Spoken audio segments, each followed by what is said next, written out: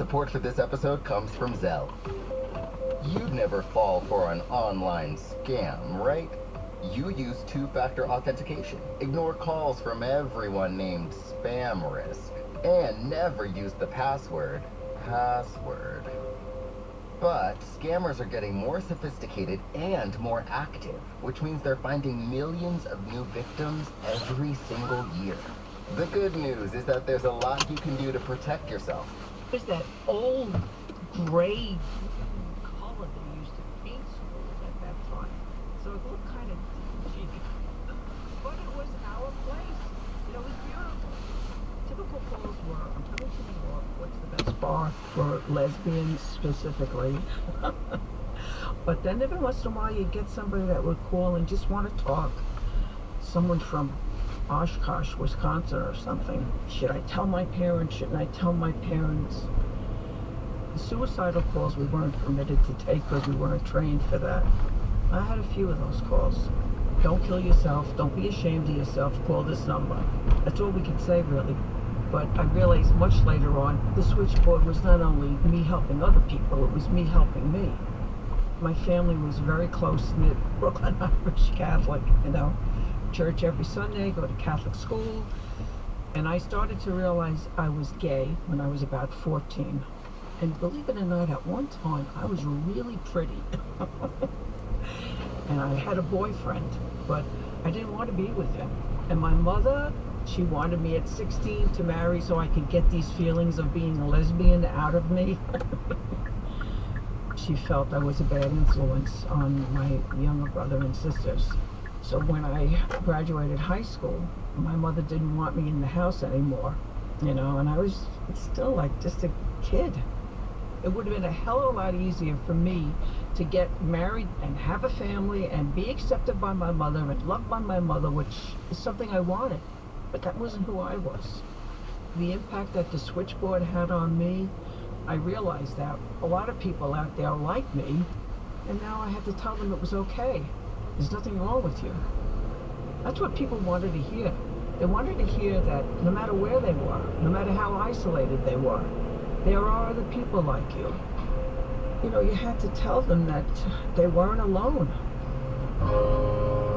Denise Toot, Story Call in New Jersey. The lesbian switchboard, now the LGBT switchboard, still operates today.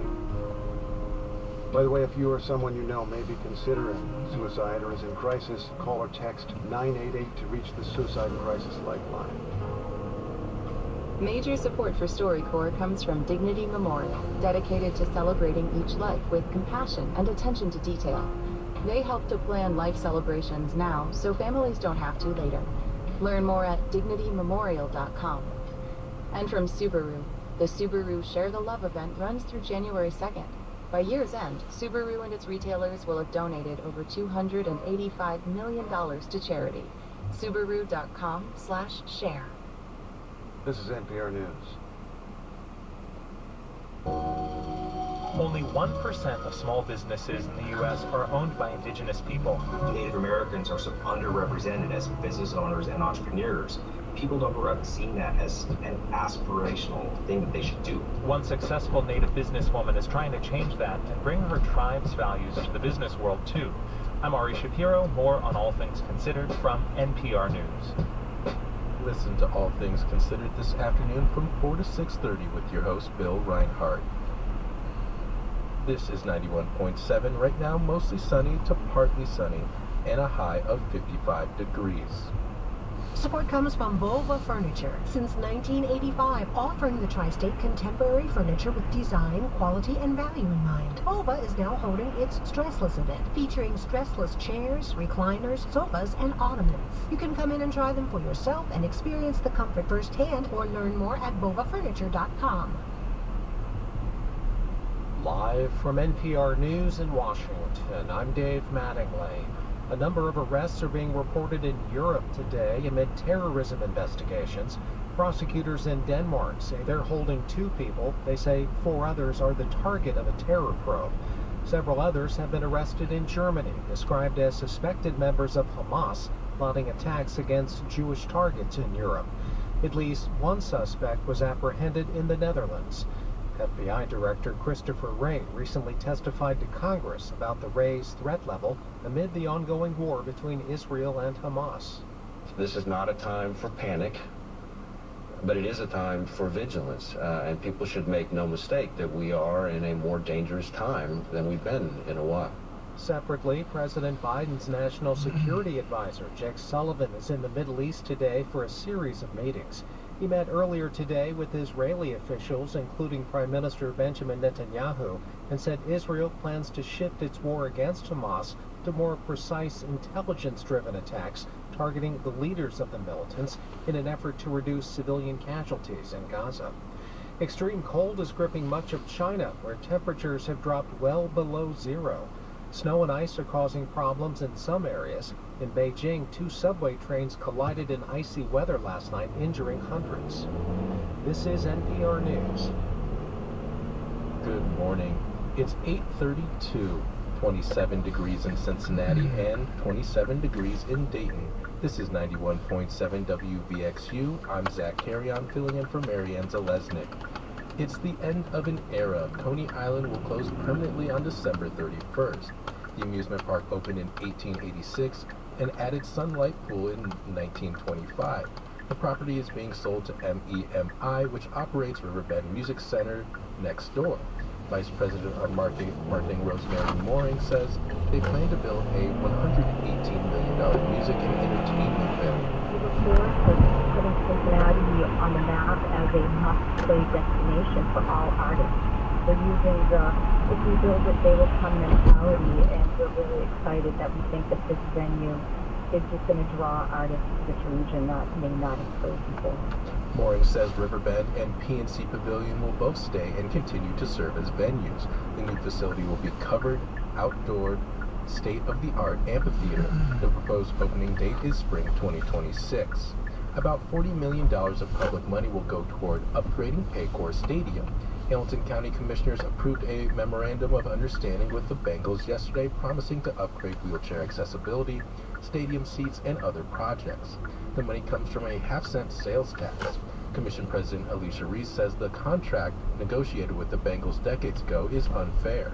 Whether you like football or not, you're paying for it. And so we've got to go to the table negotiating on behalf of our shareholders, who are the taxpayers of Hamilton County. The stadium needs an estimated $500 million in maintenance and upgrades. How to split that cost will be part of negotiations between the team and the county for a new lease. The current lease expires at the end of 2026. Negotiations are expected to start in earnest next year. In the meantime, the MOU includes a promise from the Bengals to spend $70 million of its own money on other upgrades, including concessions and team practice spaces. In college basketball, the NKU men beat the University of Cumberland's 94-59. Support comes from Graders, shipping ice cream from coast to coast, offering indulgent gifts for your clients, friends, or family. Graders.com. Support for NPR comes from the station and from Indiana University, committed to moving the world forward and working to tackle some of society's biggest challenges. 9 campuses, 1 purpose, creating tomorrow today. More at iu.edu.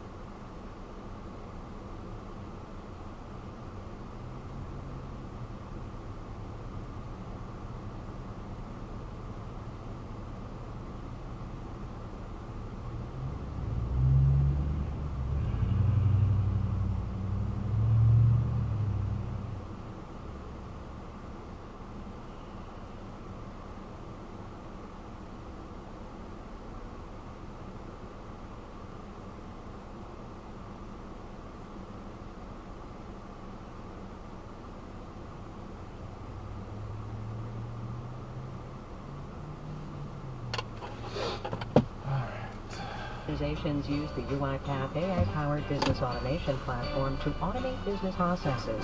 It's a smarter way to innovate. More at uipath.com/marketplace. UiPath, the foundation of innovation.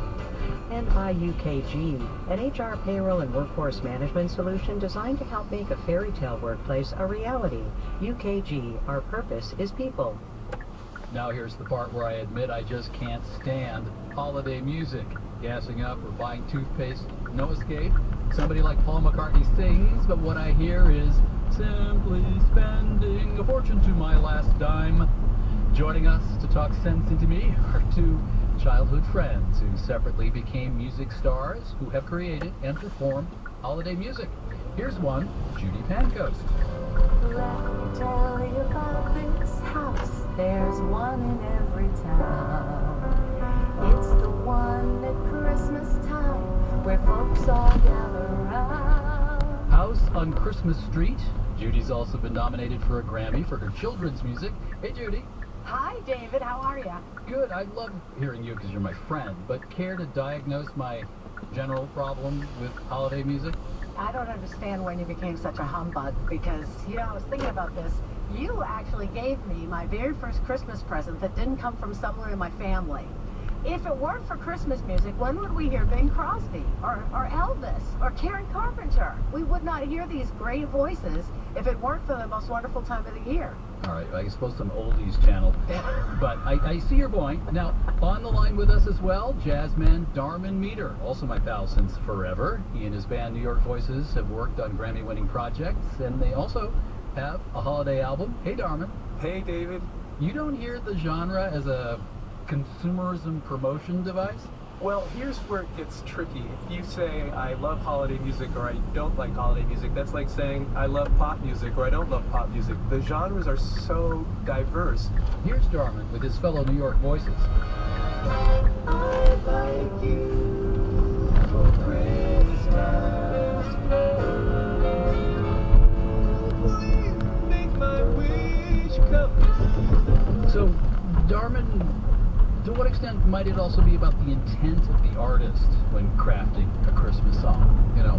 Meeting their mortgage payment would be one intent, but a loftier goal maybe? Some artistry? I think it can be both, but it's also easy to sometimes feel like a lot of them are the artist's attempt to create an annual annuity as that song gets played every December. Part of it also gets into the whole side of things where Christmas as a secular, joyful season, family, friends, good cheer, and throw in a little romance, perhaps. That's wonderful, but that's very different than the original meaning of Christmas in terms of the birth of Christ and all of the sacred music.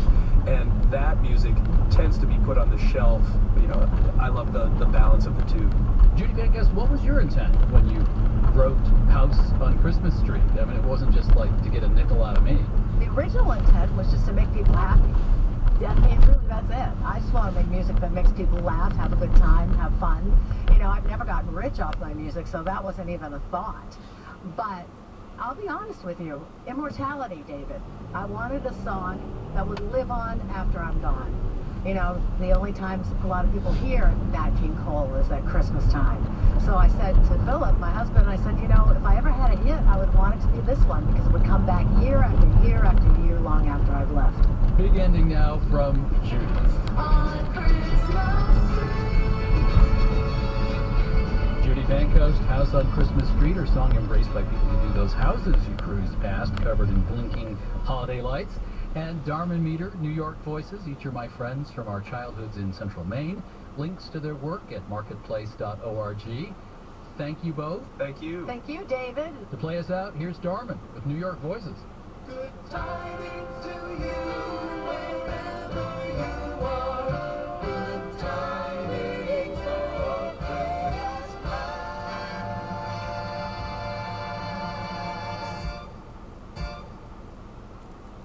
And a happy new year. Our executive producer is Kelly Silvera. Our digital producer is Dylan Mietnin. Our engineers are Jessen Duhler, Brian Ellison, and Becca Weinman. In New York, I'm David Brancaccio with the Marketplace Morning Report from APM, American Public Media. Good morning. It's a minute before 9 o'clock. This is 91.7 WVXU and 88.5 WMUV. Support comes from Weebold Studio. The artists of Weebold Studio repair, conserve, and restore paintings and frames, metal items, collectibles, antiques, family heirlooms, and items of sentimental value. You can drop in weekdays between 10 a.m. and 5 p.m. or visit Weebold.com to learn more. WIEBOLD.com. Support comes from the Wine Merchant, celebrating 50 years of serving the greater Cincinnati area. The Wine Merchant offers 3 different wine club options to choose from.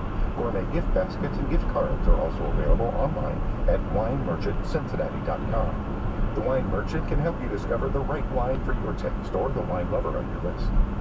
91.7 WVXU Cincinnati and 88.5 WMUV Oxford.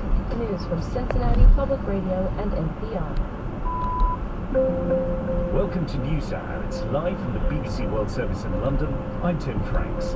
After days of briefing from US officials that Israel needs to wind down its war in Gaza within weeks, a different emphasis today from the National Security Advisor Jake Sullivan visiting Israel. There's no contradiction between saying the fight is going to take months and also saying that different phases will take place at different times over those months. Also, with a hold-up in military aid to Ukraine from both the European Union and the US, we'll hear reaction from the front line. If there is no military support from the West, then things will be really bad. First, Russia will seize Ukraine, then it will be the turn of the Baltic states, Poland. New train network in Mexico, good news for tourists, but at what cost to pristine jungle? And the struggle to be Christian and gay in Kenya. All that to come after the news. I'm Debbie Russ with the BBC News. Hello. President Biden's National Security Advisor has said the United States expects Israel's war in Gaza to enter a new phase, focused on precise targeting of Hamas leaders. Jake Sullivan was speaking before he travelled to the occupied West Bank to meet the Palestinian Authority President Mahmoud Abbas, a political rival of Hamas. Yolan Nell reports from Jerusalem.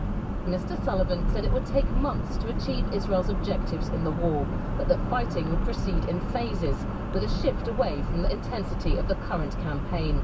He added that giving a time frame for this would be irresponsible. The US official then travelled to Ramallah, having said there's a need to revamp and revitalise the Palestinian Authority. Washington is pressing for the authority to have a role in Gaza's future governance, despite its low popularity with the Palestinian public and opposition from Israel. There are reports of heavy fighting south of the Sudanese capital Khartoum, which is home to hundreds of thousands of displaced civilians. Eyewitnesses report a major incursion by the paramilitary Rapid Support Forces in Al Jazeera state. It had been a relatively safe haven. The UN report says the Taliban government in Afghanistan is putting women survivors of domestic abuse in prison, claiming it's for their own protection. The United Nations Assistance Mission in Afghanistan says the authorities have closed all 23 state-sponsored women's shelters. Imogen Fox has more details. The Taliban told the UN there is now no need for women's shelters because women were required to be with a husband or male relative at all times. If the husband or relative was thought to pose a threat, the woman could be sent to prison for her own safety. The UN says putting vulnerable women in such an environment adds to harm already done. A woman who has served a jail term also risks discrimination when she is released. This latest report adds to the UN's concerns for women in Afghanistan. Earlier this year, it warned the Taliban was creating gender apartheid. The High Court in London has ruled that Prince Harry, the younger son of King Charles, was the victim of phone hacking by Mirror Group newspapers. The judge awarded him $180,000. Prince Harry has welcomed the outcome and called for the police to launch a criminal investigation into the group's activities. Mirror Group newspapers said it apologised unreservedly. Speaking outside court, a media lawyer, Matt Gill, said the prince had done well. This is a huge victory for Harry. In my view, there is no question about it. We're talking about 33 articles where Harry alleged that there was some kind of phone hacking or other unlawful information gathering by the Mirror, and the judges found that those unlawful activities were present in 15 cases. Harry came here to prove that these unlawful activities were happening, and he's proven that they were. World News from the BBC. Good morning. It's 9:04, 28 degrees in Cincinnati and Dayton. This is 91.7 WVXU.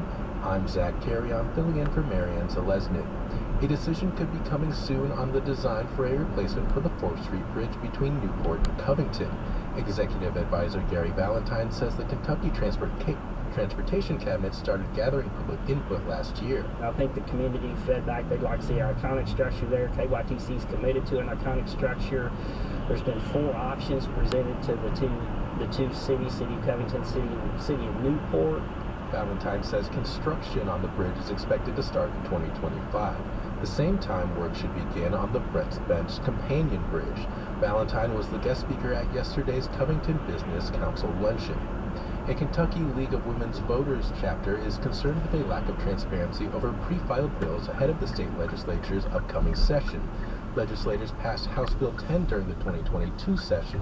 It eliminated sharing pre-filed bills on the legislature's website in favor of developing a new webpage where working drafts could be accessed. To date, no such section on the website has been created.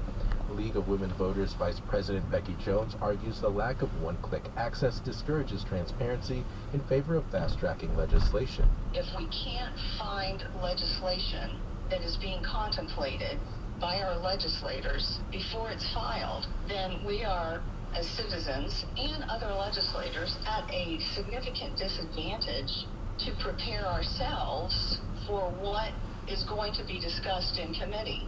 The state legislature's regular session begins January 2nd. Miami University football will look to finish one of its most successful seasons in recent memory on a high note tomorrow. The Red Hawks take on Appalachian State Mountaineers in the Avocados for Mexico Cure Bowl, live on ABC at 3:30.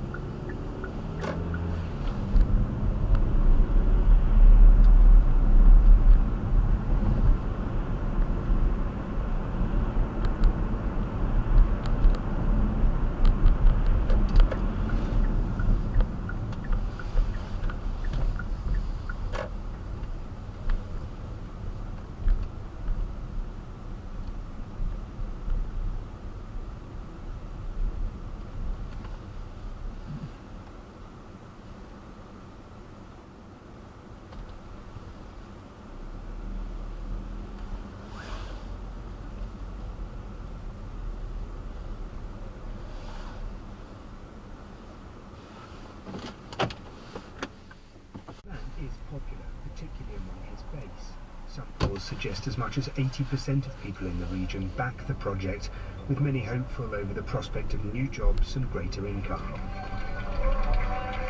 Soon the entire network will be complete, but the plan for Line 5 changed mid-construction after pressure from luxury hotel chains. Activists say the surveys were rushed, and as the limestone rock is porous and the cave network like honeycomb or Swiss cheese, they fear the rail link could collapse.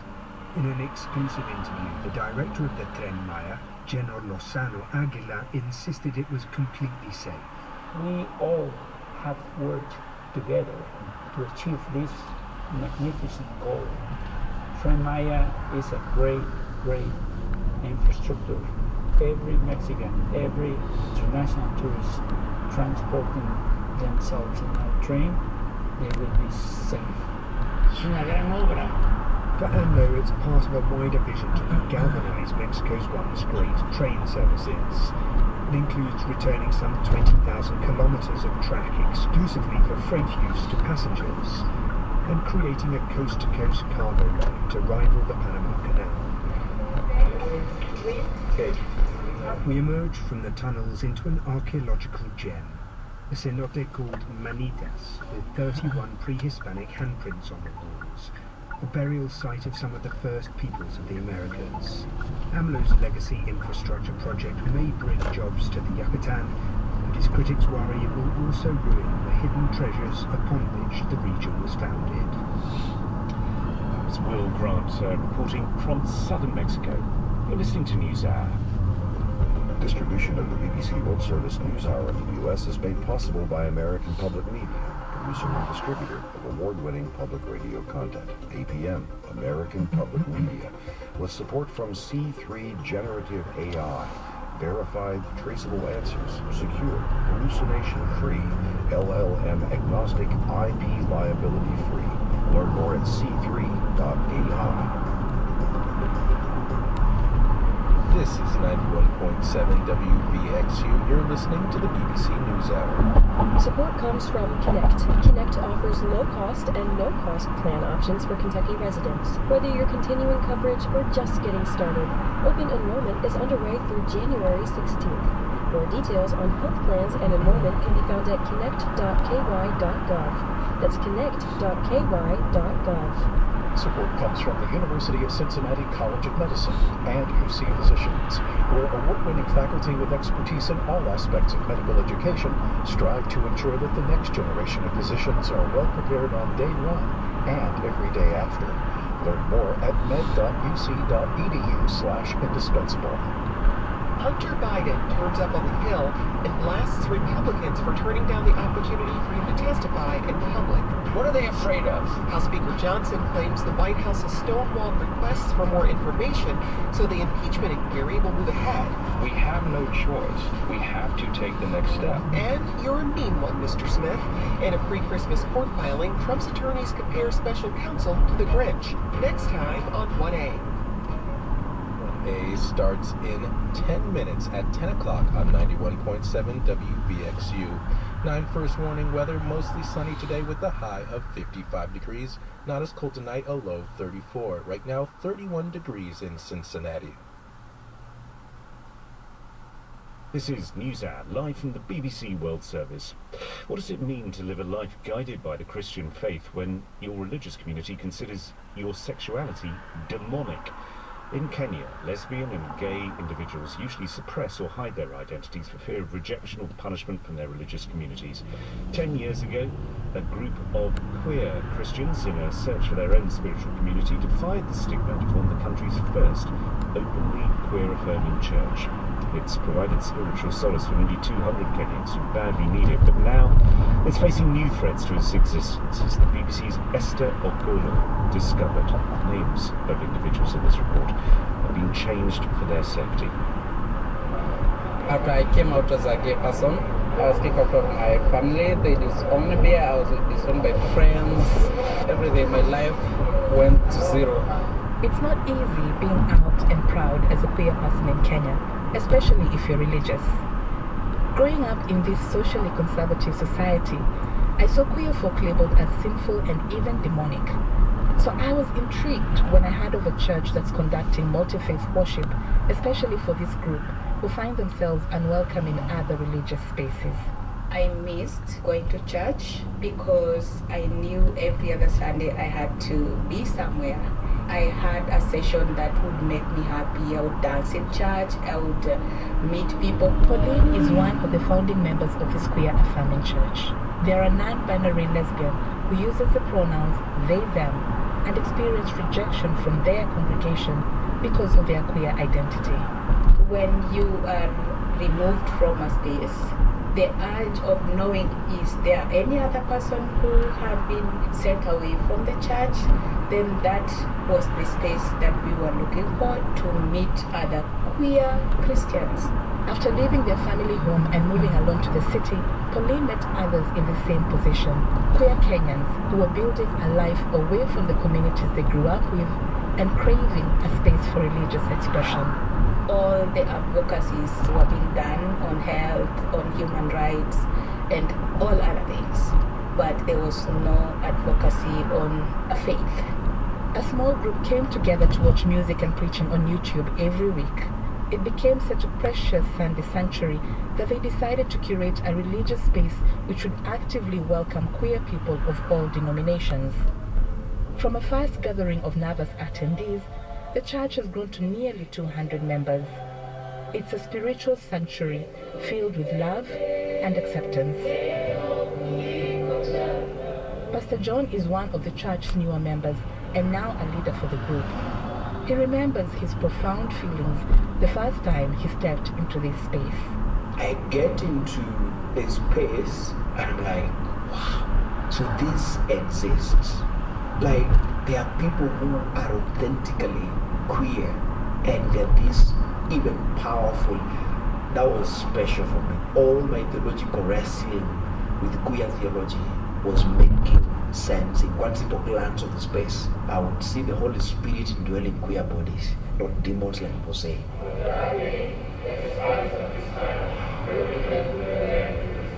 The church has been running for 10 years now, and sharing this space on Sunday, it's so clear how much the group and the relationships within it mean to its members. But now this space is facing a fresh threat. A wave of anti-LGBTQ laws is sweeping across the continent. Community members say they no longer feel safe in their respective. In the last few months, debates have grown over a proposed bill to completely criminalize homosexuality and everything that pertains to it. The new proposed anti-gay bill could make spaces like this illegal. I really feel for my congregation, especially for people who are not yet out to their families, and the people who are not yet out in their spaces of worship. A lot of people have been rethinking of going back to closet because they feel they are not safe and this is going to really affect them. But this church has already weathered a lot. From the challenge of starting up in the first place to the years since, when it has faced security threats, attacks on its members, and evictions from the spaces where they meet. While the environment around it may become more hostile, this church community is determined to persevere. Ubuntu says, I am because you are, and my humanness is only be human together. That's Ubuntu philosophy. I think for me, I would still want to soldier on. I would still want to identify radically as black, queer, priest living in Kenya. A report from Kenya by Esther Ogola, and you can hear more of Esther's report on the BBC World Service programme, Heart and Soul.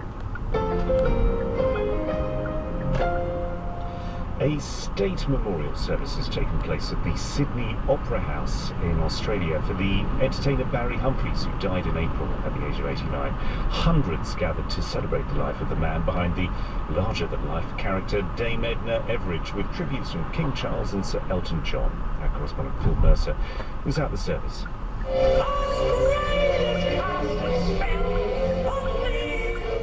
One of Australia's brightest stars has been remembered as a comic genius. The State Memorial for Barry Humphries at the Sydney Opera House brought together family, friends, and hundreds of fans. Well, it's in honour of Edna, of course, and the extraordinary talent of Harry Humphries, who, we idolised him. It's a bit like the Queen. He should not have died. King Charles said in a message that the entertainer was a cultured and erudite man who, through his creations, punctured pomposity. So excited to me. I wish I could say the same. His most irrepressible creation was Dame Edna, an outrageous suburban housewife who would define his career. When he had his clipboard, at least I think a man like you needs a clipboard on your lap, because you can rearrange yourself behind it. The actor's son Oscar said his father's work will always connect people to a different time. He documents a sort of changing Australia, and an Australia that doesn't exist anymore. We saw that the ice cream truck on Bondi is now an acai bowl truck, and Dad would have put that in a show, and he connects us to a very different Australia. He grew up in the 1940s and 50s, but in the end he just made us laugh, didn't he? The Prime Minister, Anthony Albanese, said this comedic giant brought such joy to every part of Australia and showered it upon the world. It's Philip Melissa on the memorial service for Barry Humphries, the man on Damien Average, and one of my favourite characters, Celeste Patterson. That's it from this edition of News Hour. From me, Tim Franks, and the rest of the team there in London. Thanks for your company.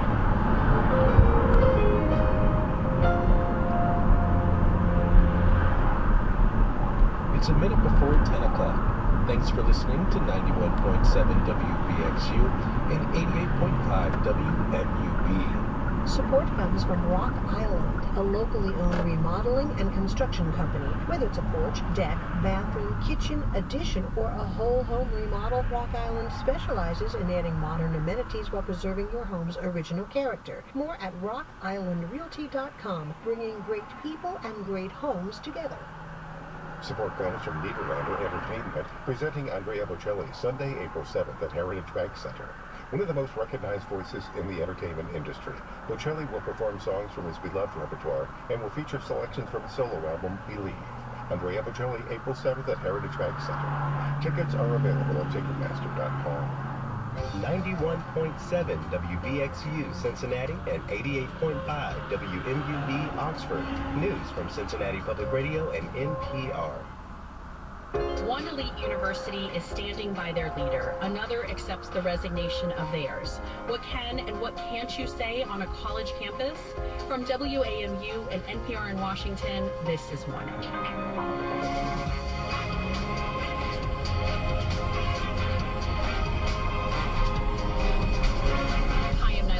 There was not much goodwill to be found in Washington this week. The House voted to formally authorize a congressional investigation into Joe Biden. His son Hunter says the move to impeach his father is beyond absurd. Rudy Giuliani promises to reveal all in his defamation case, but changes his mind. Special counsel Jack Smith says it's time for the Supreme Court to weigh in on whether Donald Trump can claim immunity. And after a pretty good run, HBO pulls the plug on Curb Your Enthusiasm. We'll get to all of it after these headlines. Live from NPR News in Washington, I'm Corva Coleman. U.S. National Security Advisor Jake Sullivan concluded 2 days of meetings with officials in Israel today. He says the U.S. stands firmly with Israel in its war against Hamas. Sullivan blamed Hamas for entrenching in civilian areas. He said the Israeli military has the, quote, burden of that. That burden does not lessen the IDF's responsibility to act in a way that distinguishes between terrorist targets and innocent people, and to take every precaution to protect civilians and minimize the loss of life. Sullivan is now meeting leaders from the Palestinian Authority in the West Bank. The European Union has failed to pass a measure to offer Ukraine more than $50 billion in fresh aid. That's due to the sole no vote by Hungarian Prime Minister Viktor Orbán, Russia's closest ally in the EU. In the U.S., Senate negotiators are still talking about a compromise on security at the southern U.S. border. Republicans say they won't pass any new aid for Ukraine unless a measure securing the U.S. border is attached.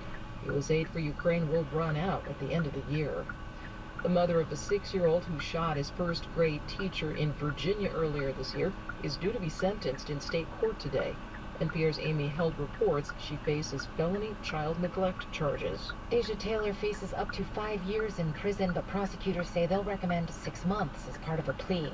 In November, Taylor was already sentenced in federal court to 21 months for using marijuana while owning a gun.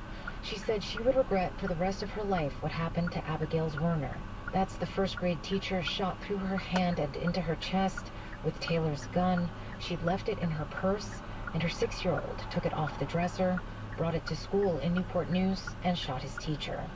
Werner survived and is suing the school system for negligence. The American Academy of Pediatrics says an estimated 4.5 million kids live in a home with unlocked, loaded guns. Amy Held, NPR News. Stocks open mixed this morning as the Federal Reserve reports a modest rebound in auto manufacturing. NPR's Scott Horsley has more. With the UAW strike now in the rearview mirror, automakers are ramping up again. Vehicle manufacturing jumped more than 7% last month. It had fallen by 10% in October when tens of thousands of auto workers were on the picket lines. Manufacturing of things other than cars fell by 0.2% in November. The Dow closed at another record high on Thursday after signals Wednesday that the Federal Reserve might start cutting interest rates next year. The yield on 10-year treasuries is now below 4%, and the average rate on a 30-year mortgage has dropped below 7% for the first time since August. Freddie Mac says the average home loan this week cost 6.95%. Scott Horsley, NPR News, Washington. On Wall Street, the Dow is now down 100 points. This is NPR. The Supreme Court has left in place an Illinois ban on AR-15 semi-automatic weapons. The ban was passed after a mass shooting in a Chicago suburb on Independence Day 2022. 7 people were killed, 48 others wounded. The ban had been challenged by an Illinois gun retailer and a gun rights advocacy group. Northwest tribes are celebrating what's being billed as a historic deal to restore salmon.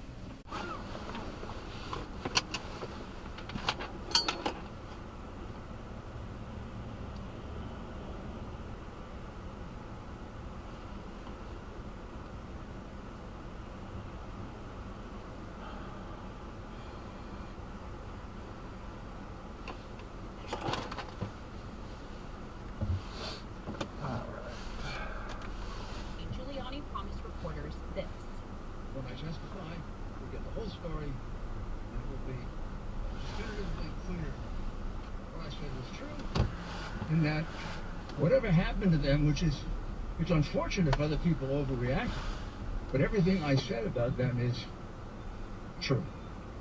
That wasn't true. By the end of the week, Trump's former attorney changed his mind and did not testify. Eva, to be clear, a previous court had already found Giuliani guilty of defamation. What did we hear this week from his lawyers and also those representing these 2 co-workers? Well, the most wild aspect of this whole thing to me is what you just aired, that he is still repeating this claim that Freeman and Moss changed votes, even though at this point it's been well established that this is a lie.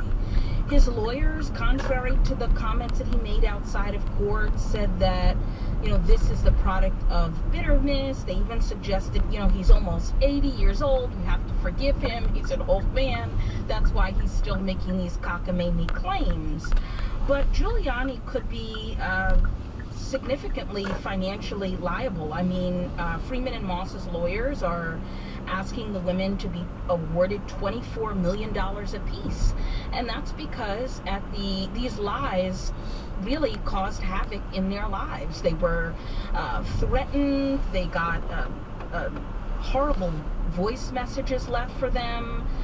They feared for their lives, all because Giuliani was on this persistent campaign to suggest that they did something nefarious in the election against Trump, which they did not. Idris, in closing arguments yesterday, attorneys asked the jurors to send a message. Given what we were just talking about with former President Trump, the attorneys were asking jurors to send a message to people in power about what they say. Is this outcome also likely to send a message to the former president? I don't think that he's going to be changing in his ways. He's demonstrated already. We see his strategy is to demonize the courts, to argue against the courts, to say that this is a political prosecution.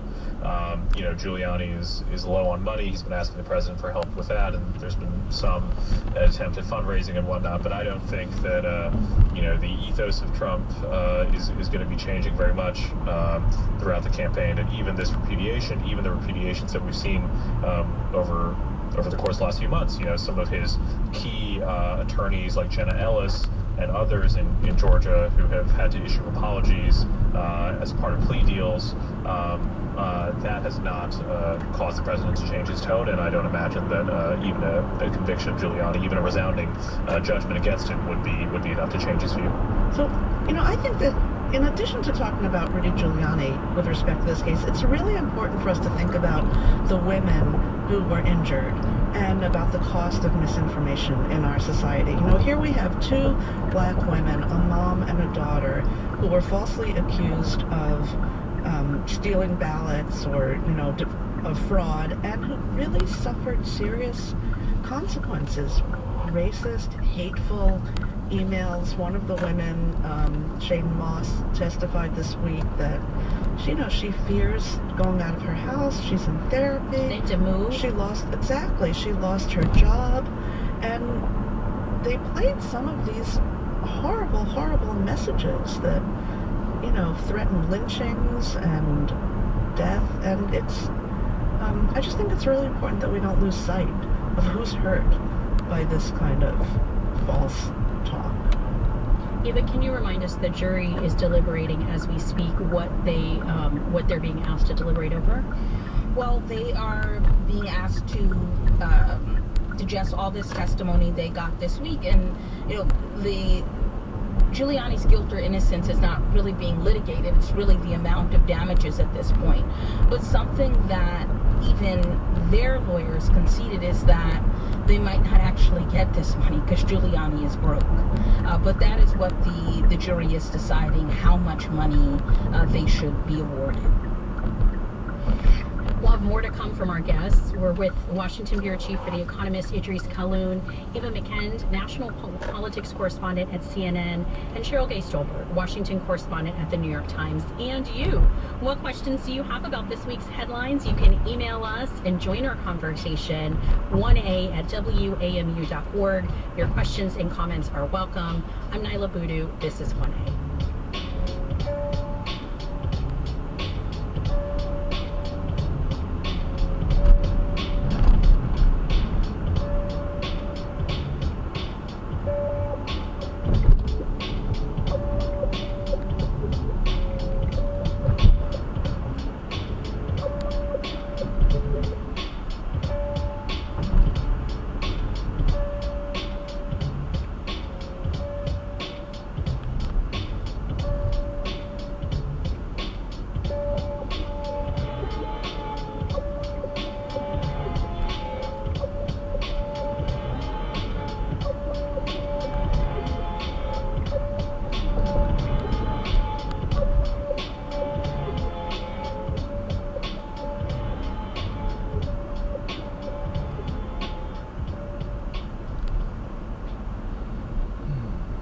Good morning. You're listening to 1A on 91.7 WVXU.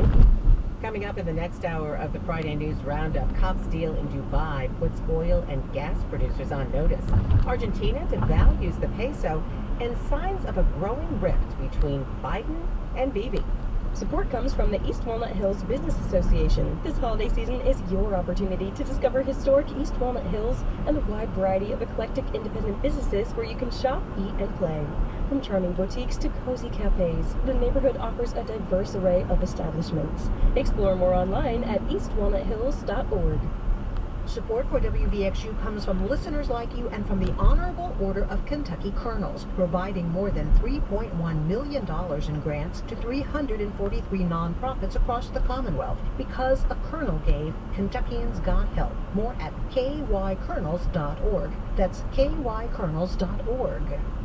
Hey, it's A. Martinez. Keeping up with the 24/7 news cycle can be a lot. Overwhelming even. That's why at Morning Edition, we like to keep the big picture in mind. There could just be an incredible myriad and diversity of life out there in the universe. And remember to take a break sometimes. If we can laugh at the fact that we took something seriously, that's really therapeutic. Listen weekdays to Morning Edition from NPR News. On 91.7 WVXU. Support for NPR comes from the station and from Indeed, designed to be an end-to-end hiring solution for businesses of all sizes to attract, interview, and hire candidates, all from one platform. Learn more at Indeed.com/NPR. And from BetterHelp, committed to supporting mental health through therapy. Clients are matched with one of 25,000 therapists and can communicate via video, chat, or phone at betterhelp.com/public. This is NPR. I'm Nyla Boodoo. This is 1A. Before we dive back in, a quick word about this week's news quiz. It's your chance to pick up some 1A swag. To catch up on our last quiz question, we noted that Brenda Lee's hit Rockin' Around the Christmas Tree had topped the Billboard chart for the first time ever. That feat now makes her the oldest artist to top the Billboard chart, but who was the youngest artist? The answer, of course, was Stevie Wonder. Congratulations to Dan in Houston, Texas. Your prize is on its way. Here's this week's news quiz question. This week, the Library of Congress announced the 25 features joining the National Film Registry for 2023. They included 2 animated movies. One is The Night Before Christmas. What's the other one? Leave us a message using our app, 1A Vox Pop, or visit today's show page at the1a.org. Good luck. We're accepting entries until midnight on Sunday. Now back to the roundup. A reminder, we're with CNN's Eva McKend, Cheryl Gay Stolberg from the New York Times, and Idris Kaloun from The Economist. An update on a story we've been following in Texas. Last week, a district judge there ruled that a Texas woman, Kate Cox, should be allowed to have an abortion despite the state's near total bans. Her fetus was diagnosed with a chromosomal abnormality that meant it would very likely die in utero or shortly after birth. But later that same day, the Texas Supreme Court put that decision on hold. This week, they officially overturned that ruling, deciding that the abortion should not be allowed. That final decision came after Cox said she would leave the state for the procedure. Cheryl, this legal battle was over one person's abortion, but what are the wider implications here of the Texas Supreme Court's decision?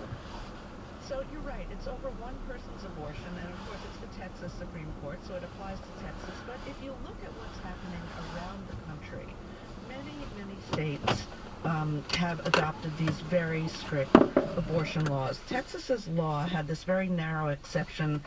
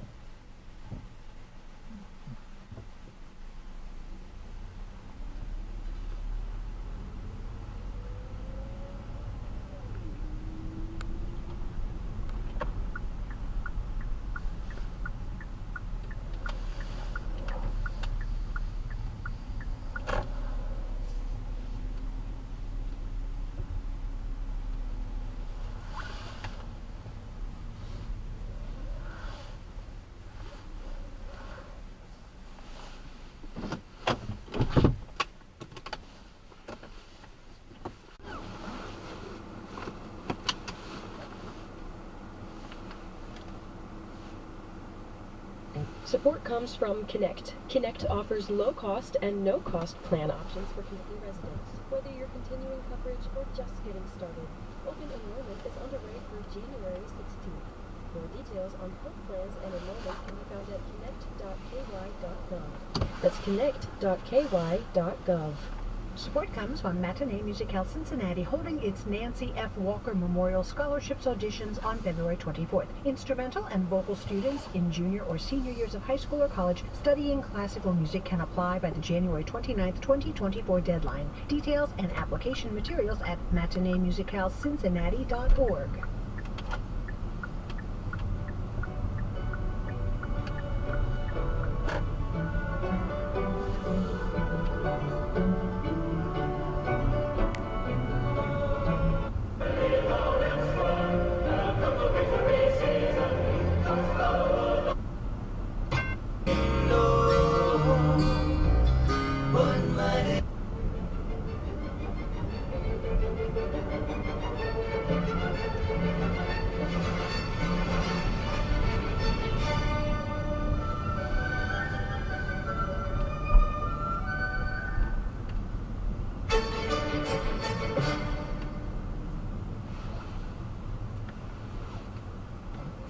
/live.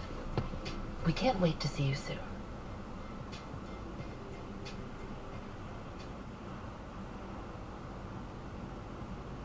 This episode contains descriptions of violence. Please use discretion. Alton Sterling was murdered in Baton Rouge, outside of a convenience store, by the police. This is Andrea Armstrong. She's a law professor at Loyola University in New Orleans.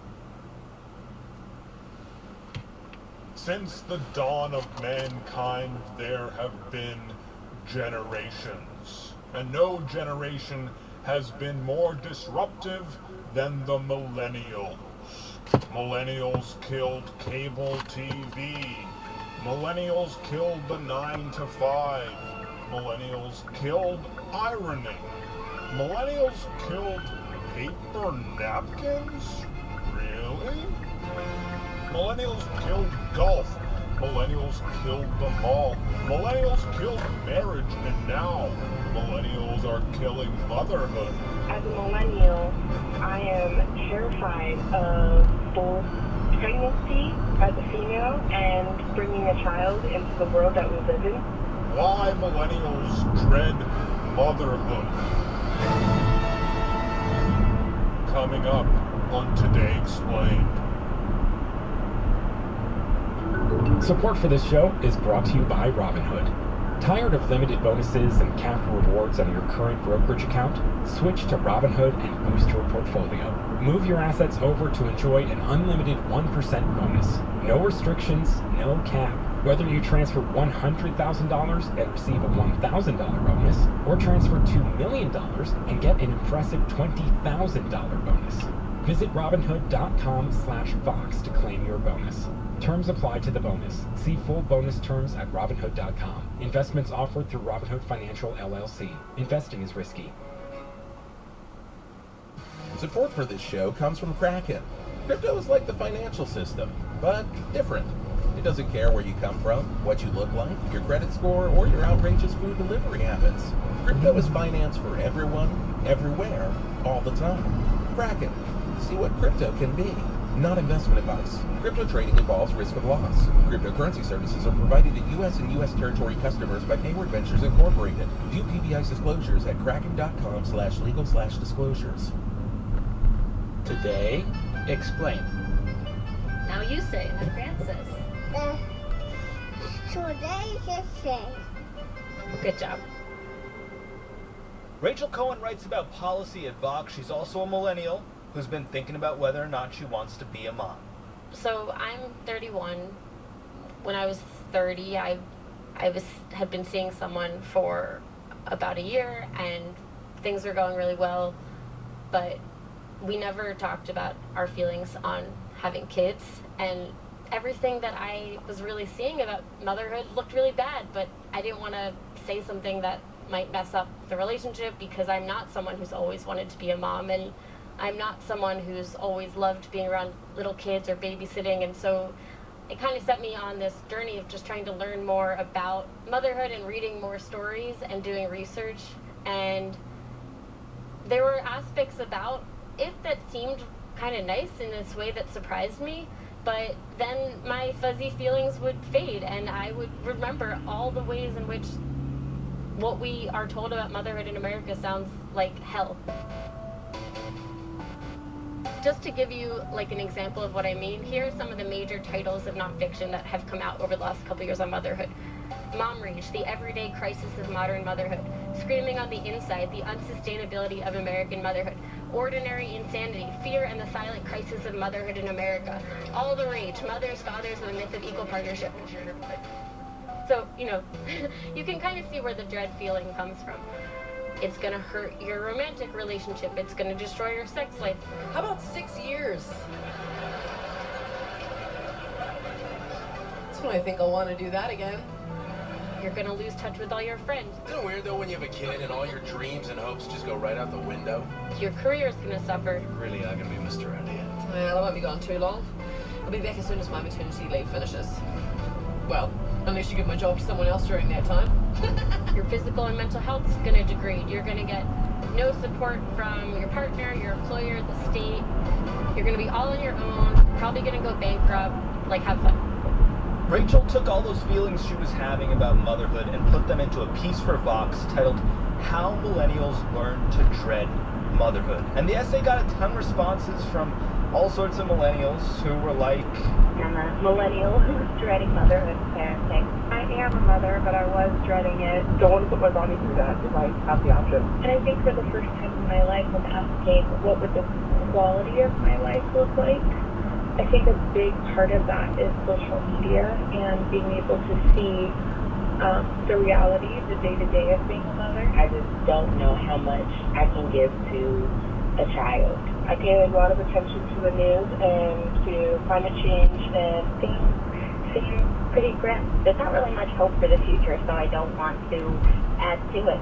Also don't want to bring a kid into a world that's so broken and hateful and violent. I also had a lot of pressure from everyone as to how to mother. I see divorce. I just don't want to do it. Kids are alive. Also, who is financially stable enough at our age to have a child?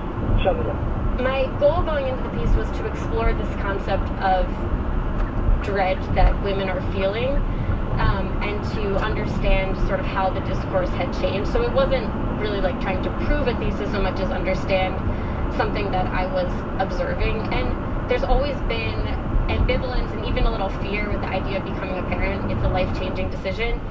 But the kind of dread that I was wanting to look at is really unlike the kind of anxiety that baby boomers and Gen X and even some elder millennials have dealt with when they were making this decision, because never before have the risks and the stakes and the costs been so loud, so clear, and really coming at women from all angles, all over social media, pop culture, and with vanishingly few positive stories or satisfying characters. And I think just a really important thing to understand is that it's not like this is just spin or PR. There really are millions of happy parents out there, and there is a lot more positive research on parenting that we tend to hear less frequently. So it was just trying to understand why that is and how we got here.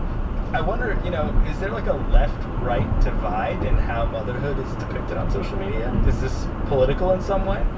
So I do think that's another thing that has been happening over the last few years that has added to this sense of confusion, because the whole prospect of becoming a parent has started to seem more politically fraught, and I think that's really cannot be separated from the attacks we're seeing on abortion rights in this country. I think there's this real sense over the last few years, especially on the left, that this is a time to amplify and to clarify the risks of pregnancy and the toll of parenting that nobody should be forced to do against their will. And because of this, I think there is more ambivalence, there is more of a feeling that it would be almost inappropriate to talk more vocally about upsides of having children, because there are people out there right now who really want to force you to have kids when you're on the fence or leaning against it. Republican politicians are doubling down on explicit endorsements of childbearing. People who go home at night and see the face of a smiling kid, whatever their profession, I think they're happier, I think they're healthier, and they're going to be better prepared to actually lead this country. While saying the kinds of things that Democrats increasingly do see as at odds with reproductive freedom and kind of valuing families, all kinds, we also want to destigmatize people who choose to live child-free. So I think, you know, there's just this dynamic happening right now where progressives don't want to embrace this pronatalism ideology, but it's also not great that they've backed away from more positive messaging on families and kids. Like most Democrats' messaging tends to center on how hard it is to raise a family in America and how, you know, crisis and precarity, and it could be better, but it's not good right now. Parents who need help buying groceries and baby formulas will see their out-of-pocket costs go up. It is so cruel and heartless that parents who get $6 a person a day to feed their families would see it disappear. Can you imagine? And that is, I think, fueling feelings of dread that people who haven't yet become parents feel.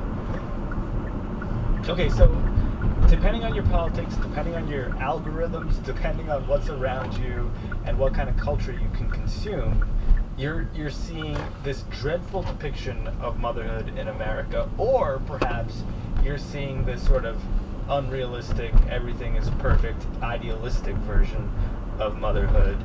Where is the truth for most American moms or potential moms? Yeah, and I read this great piece in The Cut about 2 weeks ago about a mom. She has 2 kids. She's pregnant with her 3rd, and she was writing about how had she seen the videos on TikTok about parenting before she'd had any kids, she's not sure she would have gone through with it. In case anyone was wondering what the hardest part about being a mother is, it's when you're sick, and motherhood does not stop. And don't get me started with the hell I went through during my first trimester. I was stuck to the couch my first trimester. I was stuck in my bed. I was crying. And she, you know, writes great things about the real realities and the challenges of parenting, but the images and representatives that we're seeing today are really getting extreme and I think distorted and leaving people with a confused representation, even though the thing about TikTok videos is they're sort of presented as if you're getting like the real truth, like, you know, anyone can make a video, so it's not filtered by the mainstream media or gatekeepers. So, you know, having a more nuanced take on parenting might get less clicks, it might be less sexy, but I think it gets us closer to the truth, and I think that people who are trying to decide what's best for them in terms of reproductive decisions, like, we should be helping them get closer to the truth so they can make the decisions that are best for them.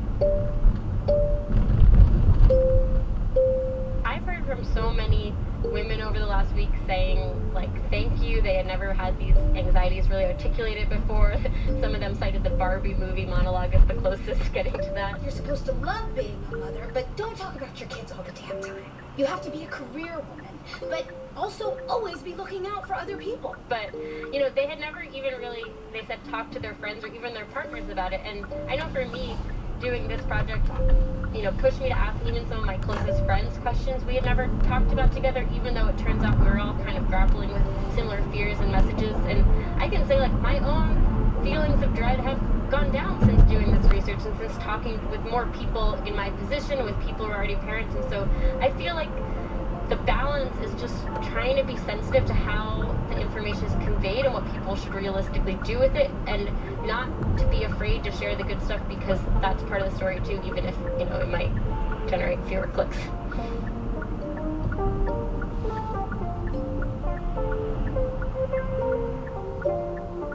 In a minute, a mom. But not only a mom who's daring to generate fewer clicks.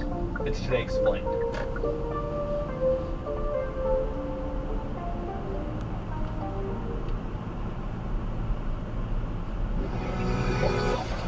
Fox Creative. This is advertiser content from Eli Lilly and Company. Dr. Brandy Matthews is a neurologist and Alzheimer's disease expert at Lilly who thinks the first step to tackling Alzheimer's is knowing what it is and what it isn't. Alzheimer's disease, at the early stages, the signs and symptoms may be ignored. I think in part due to the association of the disease with advancing age and a lack of understanding that there's an ongoing disease process, not part of normal aging. So, what might be the difference between forgetting an appointment and forgetting the name of your hometown? Amyloid plaque. An amyloid plaque's a clump of misfolded protein that abnormally accumulates inside of the brain and then triggers a cascade of other events. This eventually leads to disrupted communication between the brain cells. Tests are available to check for the abnormally folded sticky proteins in the brain that are associated with Alzheimer's disease, using brain PET scans, cerebrospinal fluid tests, and even more recently with some specialized blood tests. Diagnosis that's timely in a patient's disease course may also have an impact on the progression of the disease if the intervention happens early. Empower yourself with knowledge. If you're noticing memory and thinking issues, go to morethannormalaging.com to learn more about what you can do. Support for this show comes from Kraken. Crypto is like the financial system, but different. It doesn't care where you come from, what you look like, your credit score, or your outrageous food delivery habits. Crypto is finance for everyone, everywhere, all the time. Kraken gives you the tools to access this new world of finance. Whether you're a pro or just starting out, Kraken is the simple, powerful way to buy, sell, and learn about crypto. Their intuitive trading tools grow with you, empowering you to make your first or your 100th trade in just a few clicks. And if you get stuck, their award-winning client support team is available 24/7, along with a bunch of educational resources to help you on your way. Kraken, see what crypto can be. Not investment advice. Crypto trading involves risk of loss. Cryptocurrency services are provided to U.S. and U.S. territory customers by Payward Ventures Incorporated. View PPI's disclosures at kraken.com/legal/disclosures.